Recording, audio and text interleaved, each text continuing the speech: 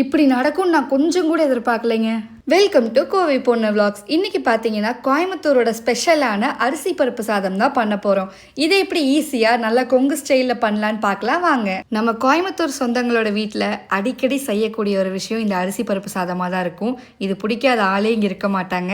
இப்போ சமைச்சிட்டே ஒரு விஷயத்தை பற்றி பேசலாமா? நம்ம எல்லாரோட லைஃப்லையும் ஒரு காமனான விஷயம் இருக்கும்.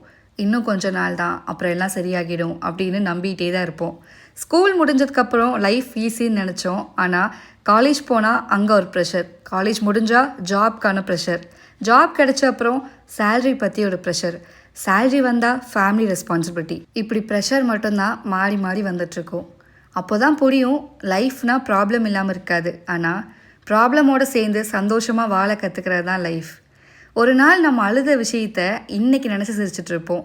அதே மாதிரி தான் இன்றைக்கி நம்ம ஸ்ட்ரெஸ் ஆகிற விஷயமும் நாளைக்கு நமக்கு ஒரு கதையாக மாறும்.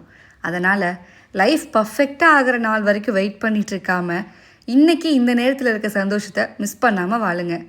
அம்மா அப்பா கூட சேர்ந்து சாப்பிட்றது, ஃப்ரெண்ட்ஸோட ஜாலியாக இருக்கிறது, வீட்டில் எல்லோரும் சேர்ந்து உட்காந்து பேசுகிறது, அந்த கொஞ்சம் நேரம் டைம் ஸ்பெண்ட் பண்ணுறது, இதெல்லாம் போச்சுன்னா திரும்பி வராத மூமெண்ட்ஸ்.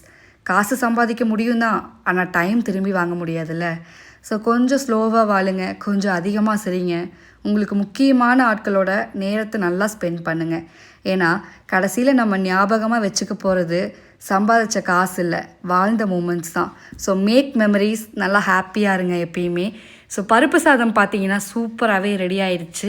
ஈஸியாக செய்யக்கூடிய ரெசிபி இது. நான் இப்படி தான் செய்வேன். உங்கள் ஸ்டைலில் நீங்கள் எப்படி செய்வீங்கன்னு சொல்லி மறக்காமல் கமெண்ட் பண்ணுங்கள். இது கூட மாங்காய் ஊறுகாய் வச்சு சாப்பிட்டா சூப்பராகவே இருக்கும். என் ஹஸ்பண்ட் எனக்கு ஊட்டி விட்டார், சூப்பராகவே இருந்துச்சு சூடாக. இனி வரப்போகிற எல்லா வீடியோஸ்லையும் இந்த மாதிரி குட்டி குட்டி விஷயத்தை பற்றி நான் உங்கள் கூட ஷேர் பண்ணிக்க போகிறேன். இந்த வீடியோ பிடிச்சிருந்தா லைக் பண்ணி ஷேர் பண்ணி கமெண்ட் பண்ணிக்கோங்க. யூடியூப்பில் பார்க்குறீங்கன்னா சப்ஸ்கிரைப் பண்ணிக்கோங்க, இன்ஸ்டாவில் பார்க்குறீங்கன்னா ஃபாலோ பண்ணிக்கோங்க.